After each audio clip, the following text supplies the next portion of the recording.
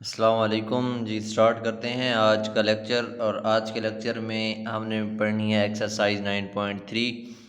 तो एक्सरसाइज 9.3 को सॉल्व करने के लिए हमें कुछ ट्रिग्नोमेट्रिक जो फंक्शंस हैं हमारे पास, जैसे कि साइन है, टेन है, कॉस है, तो इनकी वैल्यूज चाहिए। जैसे साइन 30 होता है, साइन 60 होता है, साइन 90, कॉस 45, ऐसे ना। ये जो हमारे पास वैल्यूज़ होती हैं उन वैल्यूज़ को हमने एक तो याद रखना है, और दूसरी बात ये कि यही वैल्यूज़ हमारी पूरी एक्सरसाइज में यूज़ होंगी। तो आज हम देखते हैं कि ये हमारे पास वैल्यूज़ कैसे आती हैं। बहुत से मेथड हैं इसके, लेकिन मुझे जो आसान लगा वो ये है। तो आप लोगों ने पहले इस टेबल को समझ लेना है कि किस तरह से हमारे पास ये वैल्यूज़ आती हैं, ठीक है। उसके बाद आप लोगों ने इन वैल्यूज़ को, ये टेबल याद नहीं रखना, जस्ट वैल्यू याद रखनी है।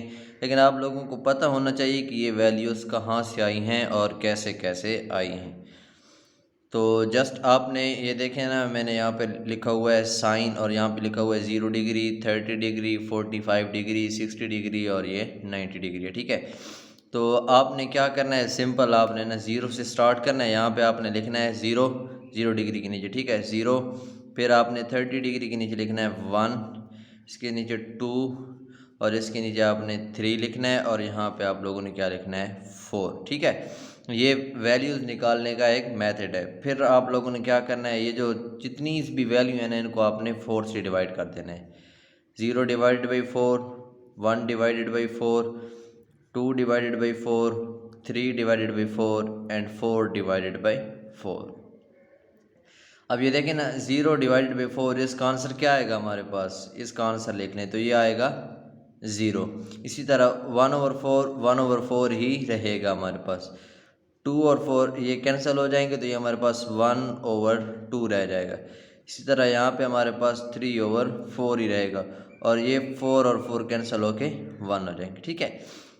सबसे पहले आप लोगों ने क्या करना है, 0 1 2 3 एंड 4 लिखना है। फिर इन सारे को किसके साथ डिवाइड करना है, 4 के साथ। ये आपके पास सिंप्लीफाई करने के बाद आंसर आ जाएगा। अब नेक्स्ट स्टेप कौन सा है कि इस पे अंडर रूट लेना है, सब पे, इस पे भी अंडर रूट, इस पे भी अंडर रूट लेना है, इस पे भी अंडर रूट लेना है, और इस पे भी अंडर रूट, और इस पे भी अंडर रूट लेना है। अब 0 का अंडर रूट क्या होता है हमारे पास, 0 होता है। 1/4 1 का अंडर रूट 1, और 4 का अंडर रूट हमारे पास क्या आ जाएगा, 2 आ जाएगा। इसी तरह 1 डिवाइडेड 1 का अंडर रूट 1, और 2 का अंडर रूट हमारे पास 2 अंडर रूट ही रहेगा, ठीक है। या आप इसको इशारिये में ले जाएं, लेकिन इशारे में ले जाने की कोई ज़रूरत नहीं है, ऐसे ही लिख दें तो ठीक है। यहाँ पे हमारे पास 3 अंडर रूट आ जाएगा, और डिवाइडेड बाई 4 का अंडर रूट क्या आ जाएगा, 2, और 1 का अंडर रूट क्या होता है, 1 होता है, ठीक है। तो यहाँ से हमारे पास ये जो 0 है, ये किसकी वैल्यू आ गई, साइन 0 किसकी इक्वल होता है, 0 की इक्वल होता है। और ये कैसे आता है, ये मैंने आप लोगों को बता दिया है। नेक्स्ट हमारे पास है साइन 30 डिग्री, ठीक है। साइन 30 डिग्री को हम कैसे लिखेंगे, 1/2। इसकी वैल्यू क्या आएगी हमारे पास, 1 डिवाइडेड बाई 2। और ये 1 डिवाइडेड बाई 2 कैसे आए, ये हमने यहाँ पे सॉल्व किया है। इस तरह साइन 45 की वैल्यू क्या है हमारे पास, 1 डिवाइडेड बाई 2 अंडर रूट, ठीक है। इस तरह हमारे पास साइन 30 की वैल्यू है 3 अंडर रूट और डिवाइडेड बाई 2, और साइन 90 हमारे पास कितना आ गया, 1 आ गया, ठीक। ये पहली वैल्यू निकालना आप लोगों के लिए थोड़ा मुश्किल है। अगर ये आपको याद रह गई उसके बाद सिंपल है।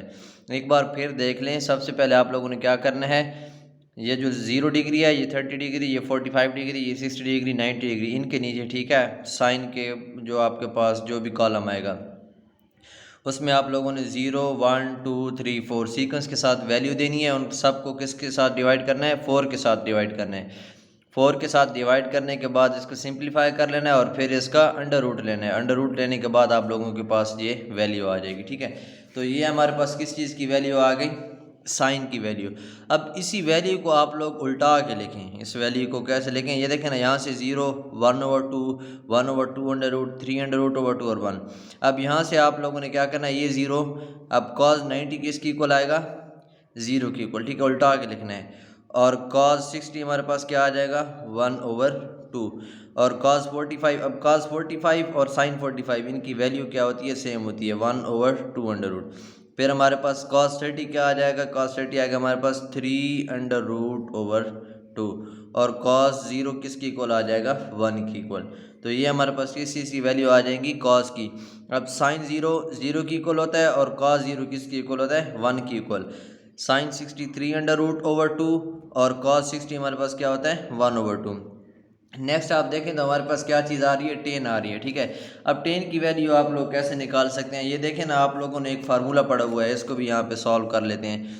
ये फार्मूला आप लोगों ने पढ़ा हुआ है, tan theta is equal to sine theta divided by cos theta, ठीक है। ट्रिग्नोमेट्री में ये एक फार्मूला है, टेन थीटा किसकी इक्वल होता है, sine theta over cos theta.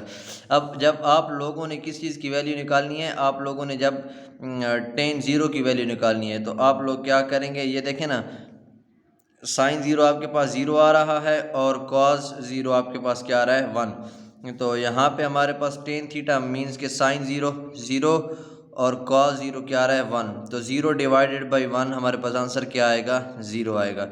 तो यहाँ पे अगर आप देखें तो हमारे पास टेन ज़ीरो की वैल्यू कितनी आ जाएगी, ज़ीरो आ जाएगी, ठीक है। इसी तरह आप लोगों ने क्या करना है, साइन 30 की वैल्यू, सॉरी टेन 30 की वैल्यू निकालनी है।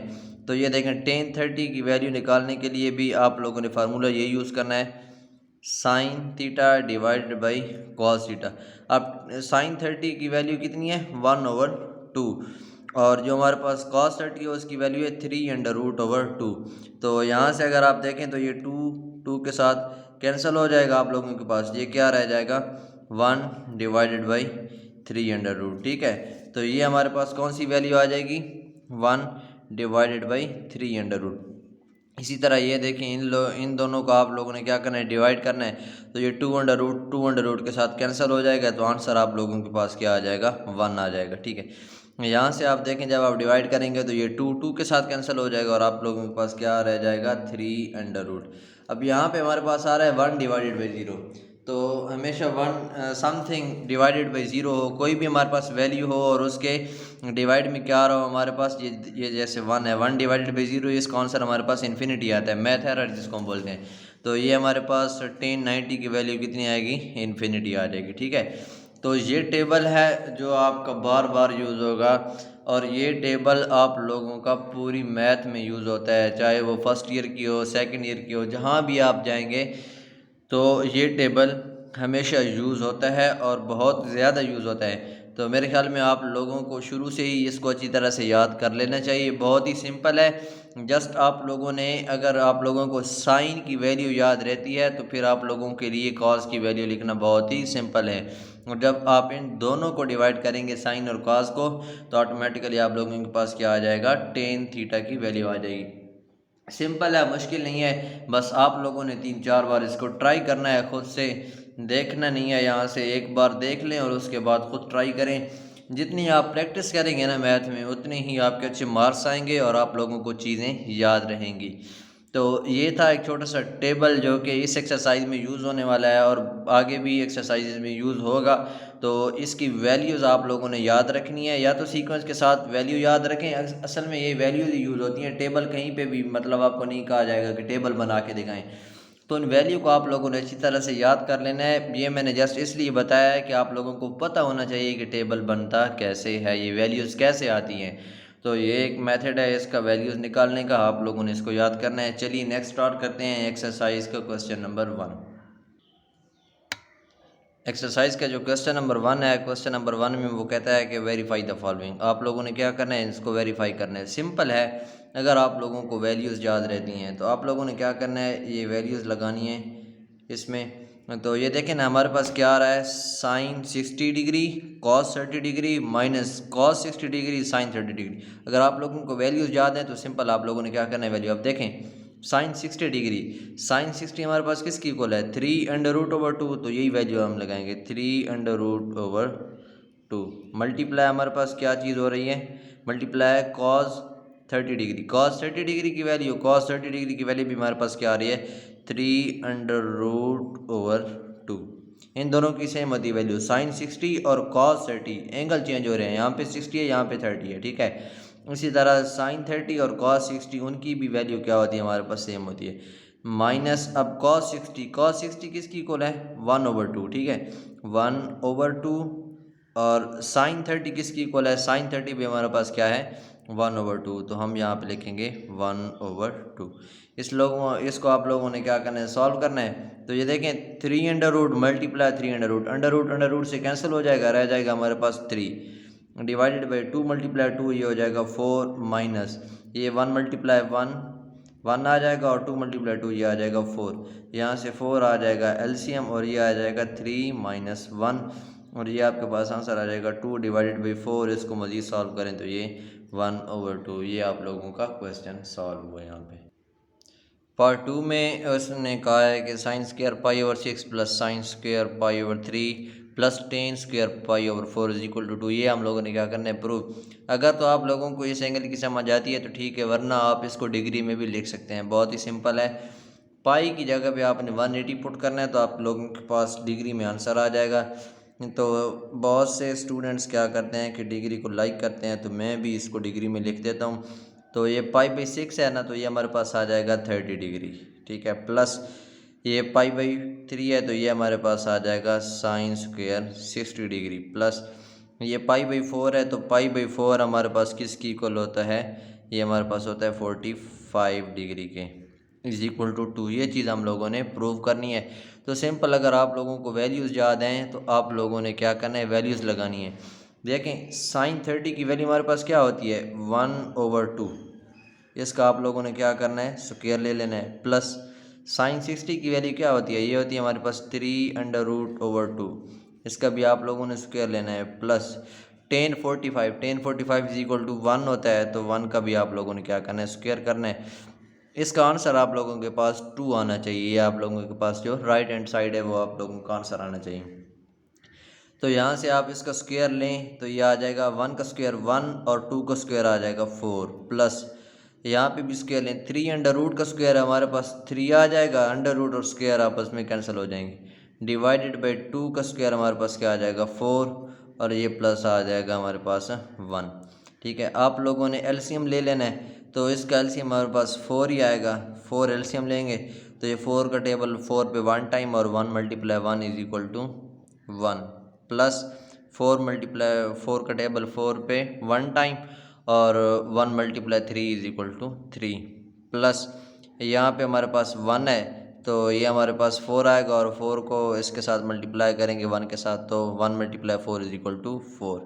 सारे को आप ऐड करें तो 4 + 3 7 और 8 डिवाइडेड बाई 4, और जब आप इसको और सिंप्लीफाई करें तो ये आपके पास आंसर आ जाएगा 2, जो कि आप लोगों की क्या है, राइट हैंड साइड है। ये चीज़ आप लोगों ने प्रूव करनी थी। अगर यहाँ पे आप वैल्यूज़ गलत लगाते हैं तो ऑटोमेटिकली आप लोगों का आंसर ठीक नहीं आएगा।